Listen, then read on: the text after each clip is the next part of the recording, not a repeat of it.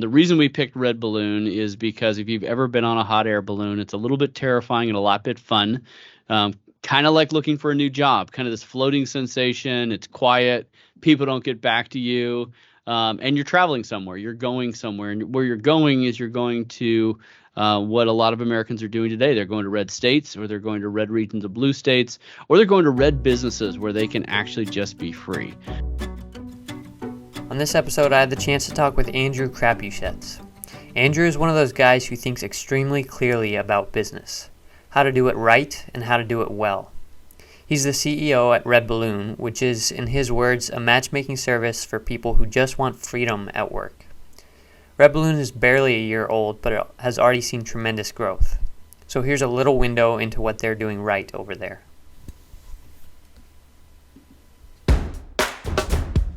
Welcome to Work is Good, a CSM podcast where we aim to help people enjoy and excel at their work. My name is Landon and I'm the Director of Marketing as well as a loan officer at Cleveland Street Mortgage. In addition to our weekly Wednesday episode, we will occasionally include a bonus weekend episode focused specifically on branding. On these branding episodes, I have a conversation with business owners and marketers who have successfully established a strong brand. Please enjoy this week's branding episode from CSM. Okay, well, let's go ahead and get going. Thanks again for joining us today. Really appreciate it, Andrew. Yeah, thanks for having me. Yeah, absolutely. So I want to go ahead and I know a minimum amount about your background, but I want to go ahead and give you a chance to just introduce yourself, give a description of the course of your career personally, and then a little bit at your time at RedBalloon, just very, very high level description there. Yeah. Well, thanks, Landon. Andrew Crapuchettes. I grew up in the San Francisco Bay Area. I did the .com thing while I was down there. Actually, never made it around to going to college, but learned a lot in the School of Hard Knocks. That was the .com era, and this is like late '90s when things were pretty frothy down there. But then I got tired of we'll call it liberals and traffic, and so I decided it was time to leave the Bay Area, and so I moved up to beautiful Idaho, where I now live on 60 acres with my 5 kids, beautiful wife, bunch of dogs. Awesome. So kind of living the dream up here in Idaho. So when I moved to Idaho, though, I realized there weren't a lot of jobs, and a lot of that is you've got a university town here. And I'd say over the last 20 years, you've really seen a resurgence of these small towns. But at that point, there really weren't any good jobs. So if you went to New St. Andrews College or University of Idaho and you wanted to stay in town, there weren't a lot of career opportunities unless you wanted to work at the university or the hospital or a Walmart. Right.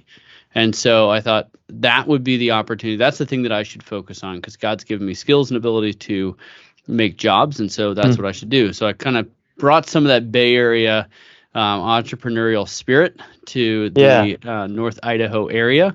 And I have been fortunate enough to start quite a few businesses, and I've had 6 successful exits through that entire process. So I started a student information system software business that now has about 40 employees, and I did an MBO with the management buyout with the employees, kind of gave them an opportunity to get some ownership. I started a 3D printing business, which we ended up selling to Stryker, a huge engineering corporation. And that was a fun little adventure. And then started a company called EMSI, Economic Modeling Specialists International, labor market data, which sounds really boring. But the reality is if you use good data about your career, you might make better decisions. And I know that universities and large corporations and economic development and government organizations were using that data to make better decisions about what they should do about their region. So that was also a fun adventure. Built that up to about 280 employees, about 50 million in revenue. The last time I sold was to KKR, which is Big Bad Private Equity, if you don't know. I think there's a book called written about KKR called Barbarians in the Gate, which is probably not the most complimentary thing ever. Sure. So KKR bought EMSI and has now rebranded it to another business. And they said, look, you're a little too conservative and Christian for our liking, so we're going to go a different direction, which is how they fire CEOs these days. They don't actually say you're fired. They just, we're going to go a different direction. So, and so I thought, man, here we are, a company that was growing 25% a year with a 40% margin, just vomiting cash onto the shareholders, and I was Not good fired for enough. perception, not performance, right? And Absolutely, I yeah. thought, man, if this happens to me, it's probably going to happen to a lot of other people around the country. Maybe already is happening, and I wasn't even aware of it. So that's why I started RedBalloon.work, and RedBalloon is really it is a matchmaking service for people who just want freedom at work. So we're a job board that focuses on freedom. If you are an employer who wants the best kind of employees, the kind that show up every day, do good work, have a great attitude, and aren't a snowflake in the HR department, then you probably should be posting jobs on RedBalloon. And if you are an employee or a job seeker, you have no idea how deeply satisfying it is to work for someone who does not hate your worldview, but allows you to live your values out loud. And so that's really been an amazing adventure. RedBalloon.work is only a little over a year old, and we have over 2,200 businesses that have signed our pledge that they're going to respect the freedom of their employees. And we have 1.5 million job searches by people just looking for freedom in the workplace. So it has been quite the reception. Evidently, freedom is still in demand in America. And so we're just still a little startup, but we're growing. That's great. So one just kind of general question on all of that. One thing that strikes me is those are pretty disconnected businesses. You mentioned several different businesses there.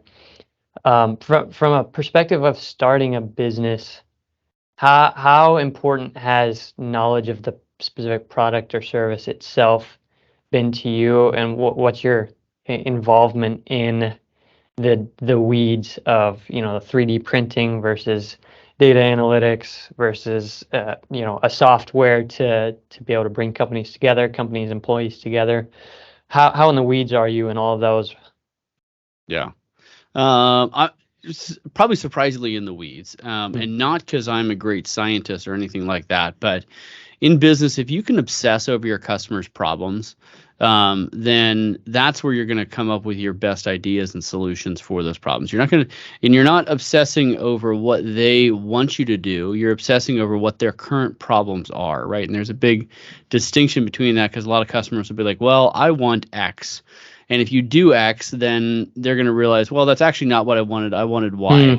But if you wake up every day thinking, I know my customers are good people who have a problem today, that if I can solve that problem, if I can deeply figure out what is making their day worse, keeping them from being successful, if I can figure that out and solve that with a creative solution, then my business is going to do just fine. And so that's really, I think, the heart of what every entrepreneur should be doing is obsessing about customer problems, not what the customer wants, but about obsessing about their problems and coming up with new and creative ways to solve those problems. I mean, that's the heart of every business.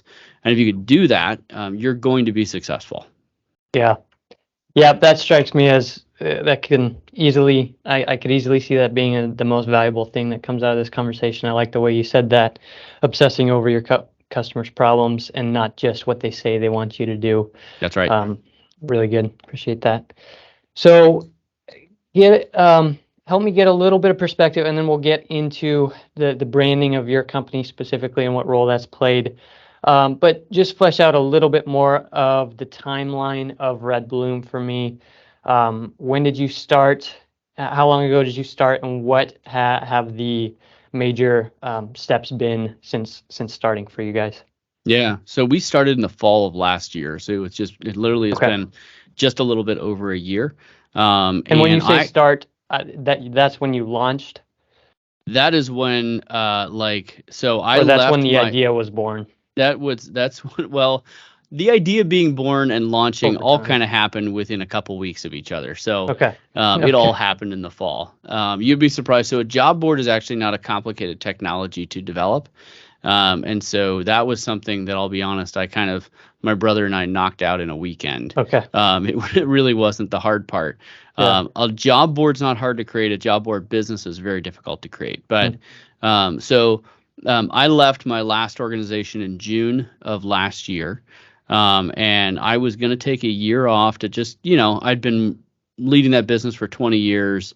It was a bit of a heartache because I really loved it. But it was clear that I could not stay there because they didn't want me, and I didn't want to stay under the conditions they wanted to have me. So Sure.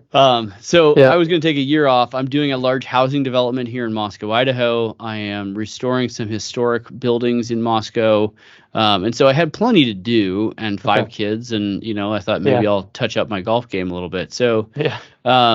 so I really just launched the job board on a whim last fall. And so we thought, I think we like late August, early September, we're like, hey, here's a job board. And then I put out some videos just so people knew what was going on. And then my best sales rep, Joe Biden, came out and said that there was a vaccine mandate. And our position at RedBalloon on the vaccine was, look, if people want to get vaccinated, that is entirely their decision, but you should have a conversation with your doctor, not your HR department, about what you put in your body. And evidently that was newsworthy. And so Joe Biden comes out with this, and then Fox News calls me the next day and says, hey, we heard that you're the biggest job board out there that believes in freedom. And I'm like, well, by the biggest one, you mean we've been around for a month and we have 4 employers? Yes, we are the biggest. Great.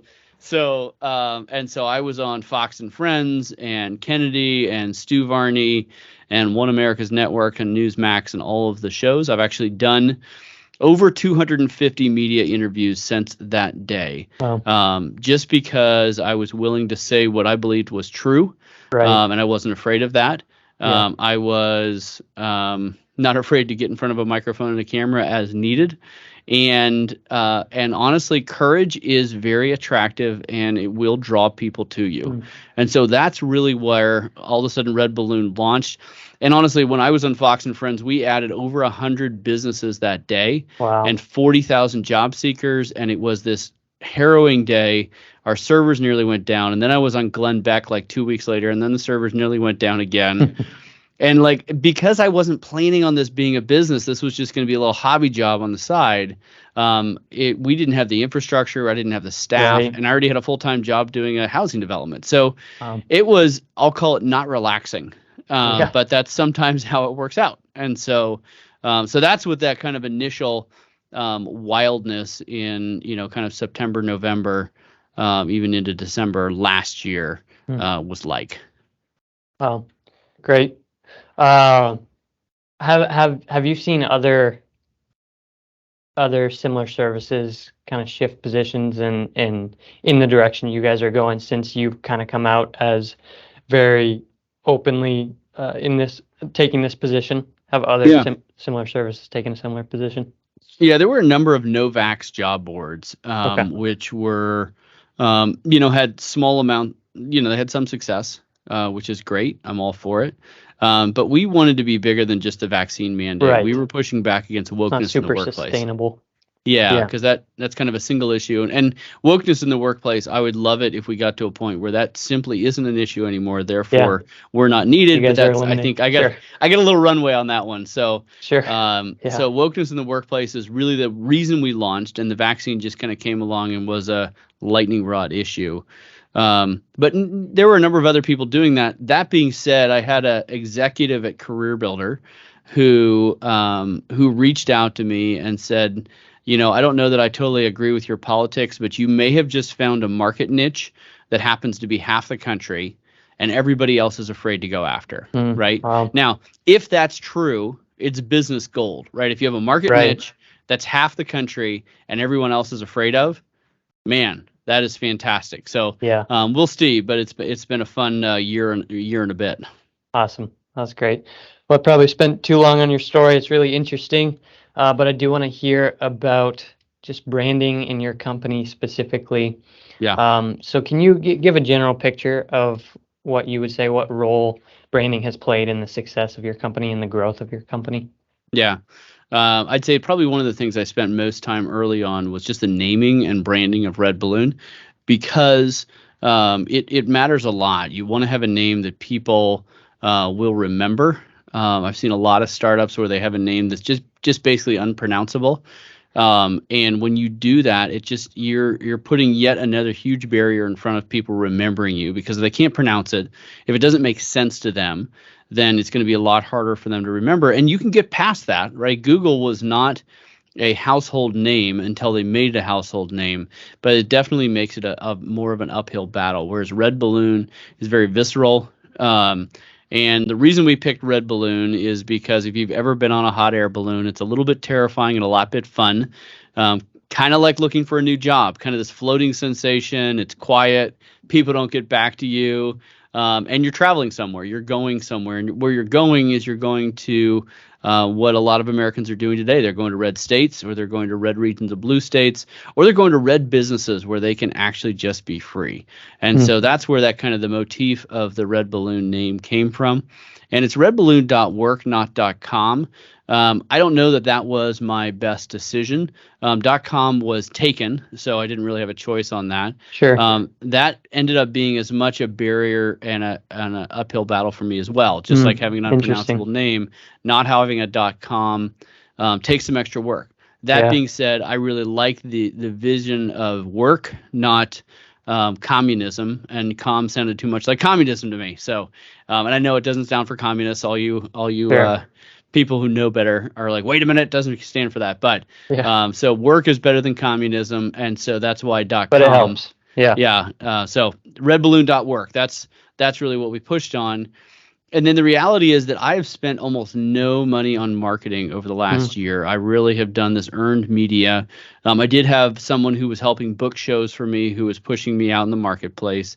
But a lot of it is strategy and being interesting and building on relationships with the media. And just people trust you more if you're on Glenn Beck's show, which is really hard to get on. But people trust you more than if they see you in a banner ad. Because you're more of an authority. And so we've been very fortunate to build the brand that way. Not everybody can, but we have a really interesting story, right? It's around freedom in America, and people want to hear about it. So, yeah, great, helpful. So what would you say? I mean, you've gotten at this, and a large part of it is the uniqueness of your company itself and the service you provide. But I do want to ask, what are the most noteworthy things that helped you create your reputation and your brand as it is? And those can be either things that you did to become what you are, or what you did to make that known. Choices, decisions you've made on purpose, besides just the nature of your company, which is huge there, obviously. Yeah. I mean, we made a pretty conscious decision. We were going to do an earned media strategy rather than a paid media strategy, which does cost money. For that reason you mentioned. For that reason that we mentioned. Yeah. And then we've also leaned in social media quite a bit, and that's been another very conscious decision. You know, how do we, have 10,000 followers on social media? And then building out, I think the new way to really focus on blowing up a brand is to be using social media and influencers. And there are very creative ways to do that. You don't always necessarily need to pay for those. I remember when ZipRecruiter first was launched, this was like 12 years ago, and they're one of the larger job boards in America. They really leaned into podcasts, because podcasts were kind of the new hip thing then. And so they sponsored lots and lots and lots of podcasts out there, and that's how they blew up their brand. We've been focusing on some of these influencers, because there are social media conservative influencers that will do you a solid, and especially because they really care about the why of RedBalloon. We're here to bring freedom to the workplace. And therefore, a lot of them are like, you know what, we're going to promote you even if you don't pay us, because we think it's so important for America to get back to a world where we're free. And so that's been really encouraging, because when you have people who have 100,000 followers on various social media platforms saying, you know, we're going to jump up and down on the RedBalloon story because we believe in what you're doing, obviously that helps the brand a lot. Yeah, absolutely. Yeah, so I'm gonna throw a little bit of a curveball at you and ask you to consider if you were in someone else's shoes, and let's go back. Let's say MZ. Let's go back to MZ. If you were in a little bit of a different service or product right now, what would that look like specifically? Everything you just talked about, using social media actively and the opportunities there, or maybe if you were in that, you would say, no, I wouldn't go that route. What would be something top of mind, an opportunity top of mind for you right now in that kind of Similar? Is it the same answer or is it different there? Do you mean what business I would try and start, or how would I try and promote? How would you promote it? Yeah. Yeah. Every business is different, and you really don't be cookie cutter. I've seen a lot of businesses fail because they read a business book, they saw how someone else did it, and they tried to follow that, kind of a paint by numbers kind of thing. And business is not paint by numbers. So I would say if I had a business like MZ where I had a software product that I was selling in a B2B world, I would spend far less on marketing. I would still do some earned media because that helps. But man, I would dial up a sales organization. I would say, how do we build a email marketing drip campaign sales organization for very targeted customers? I'd try and identify who are the 10,000 buyers in my universe of buyers, and how do I start targeting them right now and focus on building brand with them, and then unleashing a sales organization, because that's a very different world, because I have a product that I'm trying to sell to them. Whereas something like RedBalloon, it's a two-sided marketplace, right? You've got job seekers and you've got employers, and I'm trying to introduce them to each other. So that doesn't mean I have a product in and of myself. I am trying to help these two groups of people find each other. And so that just ends up being a very different kind of marketing and go-to-market strategy. So go-to-market strategy should depend a great deal on what kind of business you have. Makes sense. Great. Last question. What's going on right now? What are you guys doing right now or next on the table to continue to establish the reputation you want? Is it more of the same? Is there a clear next step for you to continue to build your brand? I'd say there are two things that I would focus on that we are focusing on right now. We're going to try and bring on some kind of big fish influencers. I'll call it a Donald Trump Jr. or somebody where you've got people with 10 million followers instead of 100,000 followers, and have them jump up and down on this brand. And it's interesting that those conversations have not been that hard to have, because they see that we're courageous in the marketplace. We're not afraid to push on freedom in the workplace. And so I've been able to have some meetings with some very high level people because they believe in what we're doing. And obviously they want to see a return on their time and their investment and so on and so forth, but we're going to do that. The second thing that we're starting to do with employers, which has kind of differentiated us from any other job board out there, not only are we the largest job board when it comes to freedom employees and trying to do matchmaking on that front with a job board, but we really want to bless our customers as deeply as possible. And so as I've been talking to a lot of these smaller businesses around the country, most of them are terrified of the hiring process because they only hire once a year or twice a year. And the interview process is a place where you can get sued if you ask the wrong questions.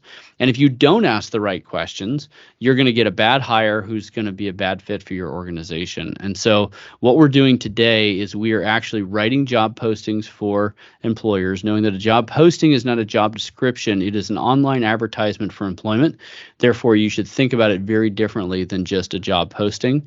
So we are writing your job posting for you. We are putting it in front of the largest database of patriot job seekers in the country. And then we're doing a first cultural screen interview for you. So if you don't want to have a flood of applicants that are maybe terrible, we will actually screen them all first and then pass on the good ones to you. So that's kind of a new, different take on what we think employment process should look like. Sure. That's great. Awesome. Well, thanks for sharing that. We'll keep following you guys. Really appreciate your time today, Andrew. Awesome. Thanks for having me on, Landon. Thanks for listening to Work is Good. If you enjoyed it, share it, leave a review, and listen next week.